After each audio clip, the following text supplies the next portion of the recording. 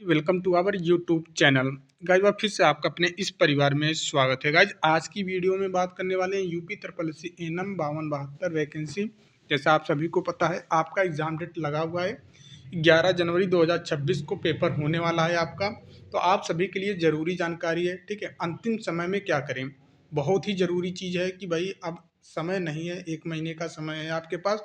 तो एक महीने के समय में आप ऐसे क्या करें कि सिलेक्शन बहुत ही आसानी से हो जाए। भटकना नहीं है। मैं आपको शुरू से, जब से आपका एग्ज़ाम डेट शॉर्ट लिस्टेड की नोटिस जब से आई हुई है तभी से मैं आपको ये चीज़ बता रहा हूँ कि भटकना नहीं है आपको कहीं पे भी, समय बर्बाद नहीं करना है कहीं पे भी, ठीक है। टेस्ट दें या फिर थियरी दें, अगर टेस्ट भी दे रहे हैं तो किस तरीके से टेस्ट देंगे, ऑनलाइन देंगे कि ऑफलाइन देंगे। देखिए मैं यहीं पे क्लियर कर दे रहा हूँ, जो लोग भी ऑनलाइन टेस्ट दे रहे हैं, जैसे कि किसी भी प्लेटफॉर्म का आपने कोर्स परचेस किया हुआ मेरे अलावा, ठीक है। हमारा श्रेणी बेस तो 200 रुपये में आपने परचेस किया होगा, टेस्ट भी अलग से हमने 200 रुपये का फी रखा था।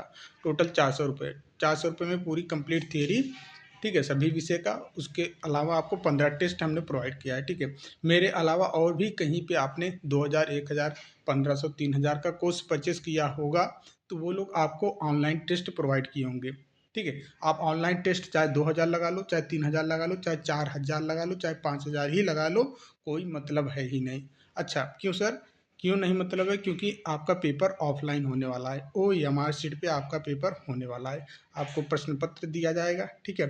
प्रश्न पत्र दिया जाएगा, उसी के साथ OMR शीट दी जाएगी, ठीक है। प्रश्न नंबर यहाँ पे आपको देखना होगा, ठीक है। प्रश्न पत्र में प्रश्न देखना होगा और इसी पे OMR शीट पे आपको गोला फिलअप करना होगा जो उसका सही उत्तर होगा, ठीक है। ये प्रोसेस होने वाले हैं। अच्छा ये चीज़ आप तो पहली बार कर नहीं रहे हो, ऑफलाइन पेपर तो ऑलरेडी आपने दे लिया होगा बहुत सारी भर्तियों में, लेकिन प्रैक्टिस आपकी नहीं है, ठीक है। आपकी प्रैक्टिस नहीं हुई है OMR शीट पे टेस्ट देने का। ओ एम आर टेस्ट जब आप OMR शीट भरेंगे तो ऐसे कई दिक्कतों का सामना आपको देखने को मिलेगा। आप सही तरीके से टाइम मैनेजमेंट नहीं कर पाते हैं, सही तरीके से आप गोला को फिल नहीं कर पाते हैं। भरना है बी, पता चले आपने यहाँ पे टिक मारा है बी उत्तर और भरने जा रहे हैं तो बी आपको नहीं दिखाई दे रहा है, वो आपका कंसंट्रेट नहीं कर पाते हो, बी की जगह पे आप सी भर देते हो। दूसरे वाले का भरना है, तीसरे वाले का गोला भर देते हो। तो ऐसे में आपके 3 से 4 प्रश्न गलत हो जाते हैं खाली गोला फिलअप करने में। अब ये 3 से 4 प्रश्न बहुत ही सिलेक्शन के लिए मायने रखता है। अगर आपने एक प्रश्न भी गलत किया, ठीक है, एक प्रश्न भी गलत किया गोला फिलअप करने में तो हजारों कैंडिडेट से आप पीछे चले जाते हैं। तो इस चीज़ को समझना होगा। आपको टेस्ट देना होगा तो खाली ऑफलाइन टेस्ट देना होगा, ऑनलाइन टेस्ट नहीं देना है, ठीक है। ये गलती मत करो। अगर आप कर भी रहे हो जानबूझकर समझकर तो ये अपने आप को धोखा दे रहे हो, अपने परिवार को देकर धोखा दे रहे हो, ठीक है, अपने भविष्य को धोखा दे रहे हो। गाइस वीडियो में आगे बढ़ने से पहले देखिए, जैसा आप सभी को पता होगा, बहुत सारे लोग, ठीक है, बहुत सारे लोगों ने यूपीएसआई का फॉर्म फिलअप किया होगा। इसका एग्जाम डेट भी डिक्लेयर हो चुका है, ठीक है। अच्छा यूपीएसआई का जैसे रेलवे का भी पेपर हो ही रहा है, रेलवे ग्रुप डी का हो रहा है, फिर एएलपी का आ जाएगा, फिर जेई का आ जाएगा, टेक्नीशियन का आ जाएगा, रेलवे एसएससी, यूपीएसआई, ठीक है, यूपी पुलिस, इन सभी को लेकर टेक्स्ट बुक के जो टेस्ट रहते हैं ये जेन्युइन एग्जाम ओरिएंट रहते हैं और ये सभी पेपर ऑनलाइन ही रहते हैं, ठीक है। चाहे आपका रेलवे का ग्रुप डी की बात कर लें, ठीक है, एसएससी की किसी भी भर्ती परीक्षा को लेकर जो भी ऑनलाइन सेंट्रल की भर्तियां रहती हैं ऑनलाइन पेपर ही होते हैं। तो ऑनलाइन प्रैक्टिस देना जरूरी होता है, मॉक टेस्ट देना ऑनलाइन जरूरी होता है और एग्ज़ाम ओरिएंटेड देना होता है। तो इसके लिए टेक्स्ट बुक का पास प्रो आप ले सकते हो, ठीक है। आपको अभी जो 649 रुपये में मिल रहा था, ठीक है, ये आपको 571 रुपये में मिल जाएगा। यहाँ पे कूपन कोड इस्तेमाल करेंगे SKMA12 तो आपको 12% का अतिरिक्त डिस्काउंट मिल जाएगा, ठीक है। उसी के बाद आपका जो yearly text book pass pro max ये 799 वाला 703 में मिल रहा है। आपको ये कूपन कोड का इस्तेमाल करेंगे तो इस पे भी आपको 12% का डिस्काउंट मिल जाएगा। जो भी आपके जान पहचान के आप लोगों में से कोई है, ठीक है, एसएससी बैंक यूपीएसआई की तैयारी करता है तो ये जानकारी आप बता सकते हो उनको, ठीक है। यहाँ पे यूपीएसआई के लिए जो, जैसे कि यहाँ पे आपको टोटल 527 टेस्ट मिल जाएंगे। 13 फुल टेस्ट हैं, 2 लाइव टेस्ट हैं और 189 टेस्ट आपके चैप्टर वाइज हैं, ठीक है। 41 आपके लॉ के आधार पर टेस्ट हैं और यहाँ पे PYQ भी मिल जाएंगे, ठीक है। स्पेशल यूपी पुलिस दरोगा के लिए, ठीक है, मॉक टेस्ट 2025 में जो लोग भी फॉर्म अप्लाई किए हैं, तो आप यहाँ पे इसको इनरोल करके ज्वाइन कर सकते हैं। अच्छा, लिंक कहाँ मिलेगा? कमेंट बॉक्स में और आपको डिस्क्रिप्शन बॉक्स में इसका लिंक मिल जाएगा। ध्यान में रखना है, यूपीएसआई, ठीक है, एसएससी, रेलवे, बैंक के स्टूडेंट के लिए ये बहुत ही ज़रूरी है। अब आते हैं अपने मेन टॉपिक पे। तो देखिए गाइस, मैंने आपको टेस्ट के बारे में डिस्कस कर लिया कि भाई आप लोग ऑफलाइन टेस्ट देना है, ठीक है। भले ही प्रश्न आप पीडीएफ फॉर्म में उठा के लीजिए किसी के भी, लेकिन टेस्ट आपको ओएमआर सीट पे ही देना है, ठीक है। ओएमआर सीट पे ही प्रैक्टिस आपको करना है। 15 से लेके 20 टेस्ट भी ओएमआर सीट पे आप कर लेंगे तो आपकी प्रैक्टिस अच्छी हो जाएगी। वहाँ पे एग्ज़ाम वाला जो निगेटिविटी हावी होता है आपके ऊपर, वो हावी नहीं रहेगा, ठीक है। ये आपके ऊपर से हट जाएगा, आप अच्छा कॉन्फिडेंटली फील कर पाएंगे, हर प्रश्न का उत्तर अच्छे से दे पाएंगे वहाँ पे, ठीक है। तो ये हो गया। और दूसरी बात कि यहाँ पे अब हम पढ़ें तो क्या पढ़ें, पढ़ें तो क्या पढ़ें। एक महीने में मैं फिर से बोल रहा हूँ, जो लोग थियरी, ठीक है, थियरी नहीं पढ़े हैं बहुत बड़ी गलती करें। आपको थियरी ही पढ़ना है। अगर पढ़ चुके हैं दोबारा से रिवाइज करिए, टेस्ट दीजिए। टेस्ट में आप देखिए कौन से टॉपिक के प्रश्न नहीं बन पा रहे हैं, कौन से चैप्टर के प्रश्न नहीं बन पा रहे हैं। अच्छे से एनालिसिस करके उस चैप्टर को दोबारा रिवाइज करिए, उस पॉइंट को दोबारा नोट डाउन करके हर एक तरीके से आपको पढ़ना पड़ेगा। देखिए, जो भी कैंडिडेट इस भर्ती परीक्षा में नहीं बैठ पाएंगे, यूपी ट्रिपल एससी में 2026 में नई भर्ती आने की उम्मीद बहुत ही कम है। इंड में आ सकती है तो अलग की बात है। अब 2026 के अक्टूबर नवंबर में अगर 1000 से लेकर 1500 वैकेंसी आ जाएगी, वो तो अलग की बात है।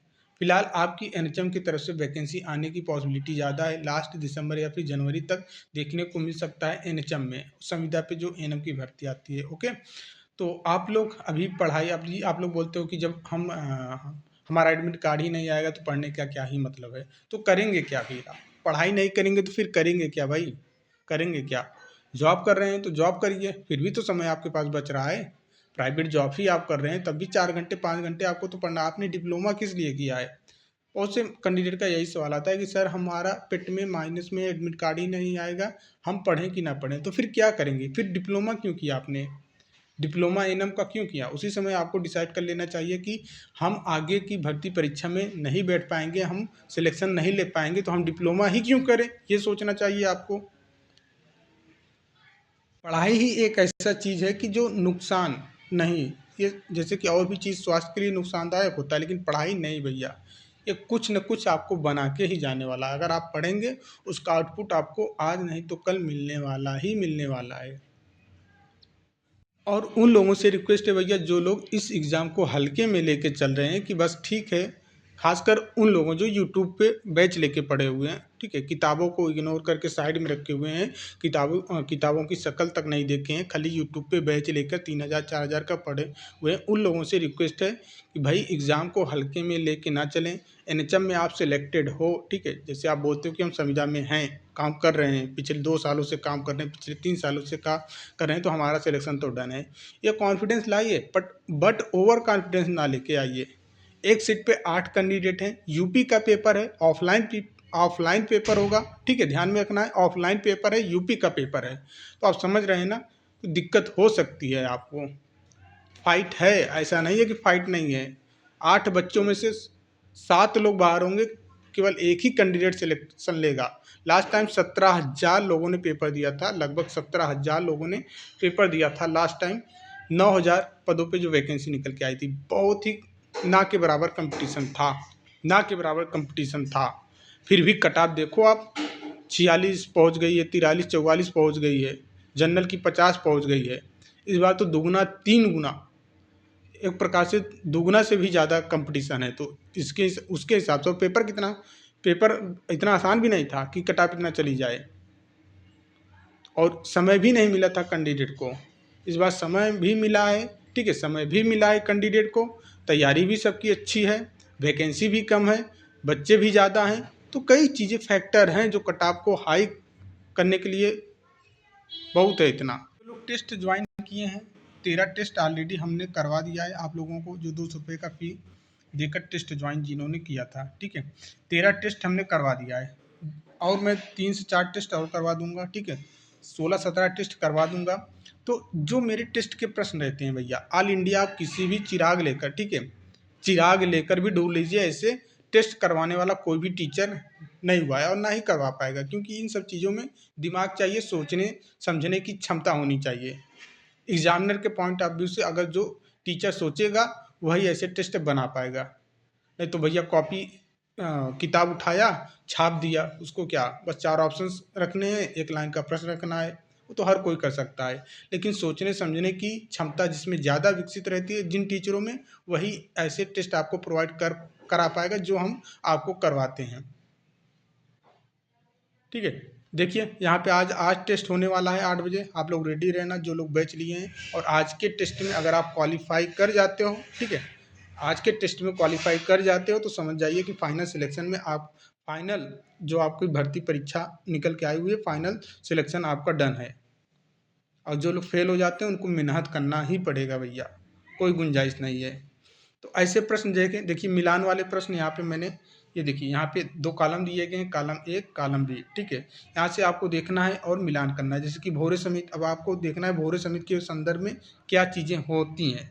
तो भोरे समिति ने क्या कहा था, मुदलियात समिति ने क्या कहा था, करतार सिंह समिति ने क्या क्या कहा था। अब यहाँ पे प्रश्न तो एक है, आपको प्रश्न तो एक ही दिखाई दे रहा है, लेकिन हमने यहाँ पे 1 2 3 4 कंसेप्ट क्लियर कर दिया है इसी में, ठीक है। तो ये जो आप लोग बोलते हो ना कि सर 15 टेस्ट में क्या होगा, तो भैया एक ही प्रश्न में हम 4 कंसेप्ट क्लियर कर रहे हैं, तो 15 इंटू 4 कर सकते हो, तो आप 60 आपका कंसेप्ट क्लियर हो रहा है। तो इस तरीके से, और ये प्रश्न आएगा भैया, ऐसे ही प्रश्न आएगा, ये प्रश्न नहीं आएगा, यही पैटर्न पे आएगा।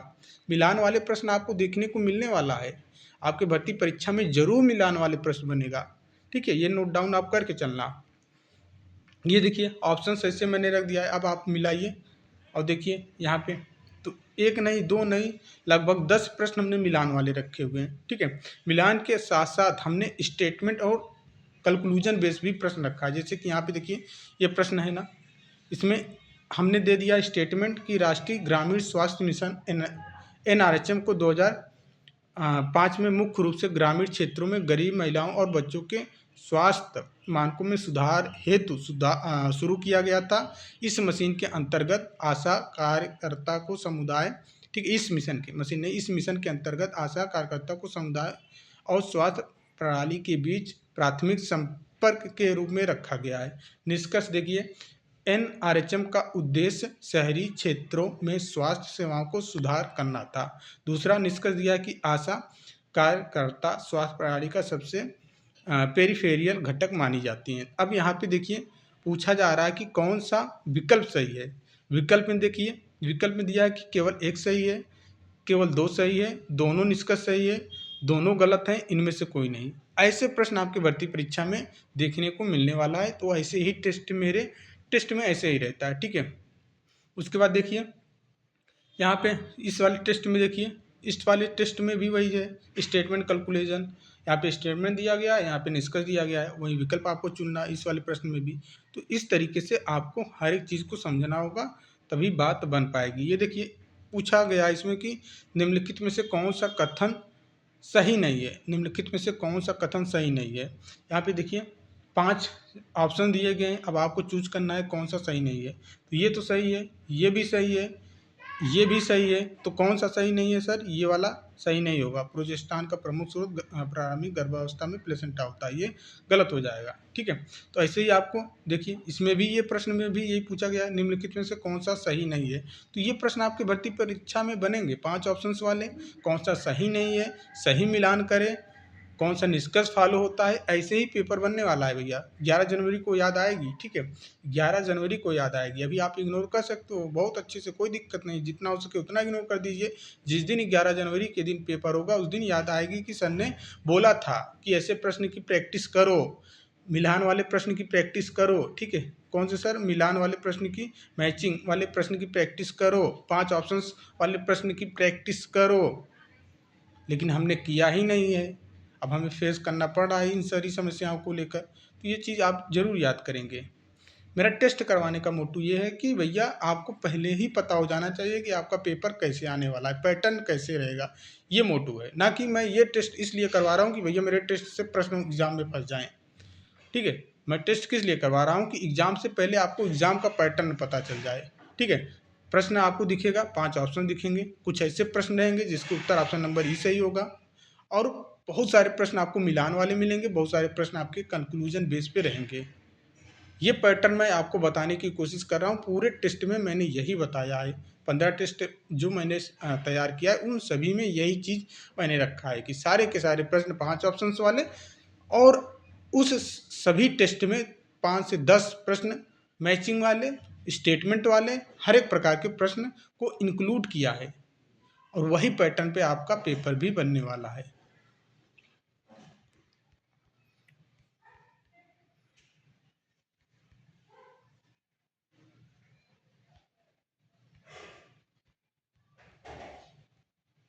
तो आप सभी से रिक्वेस्ट है कि भाई टेस्ट की प्रैक्टिस करो, ऑफलाइन करो, और ज़्यादा से ज़्यादा प्रश्न 5 ऑप्शंस की प्रैक्टिस करो, मिलान वाले प्रश्न की प्रैक्टिस करो, स्टेटमेंट एंड कंक्लूजन वाले प्रश्न की प्रैक्टिस करो, और इन सबको हम करवा चुके हैं भैया।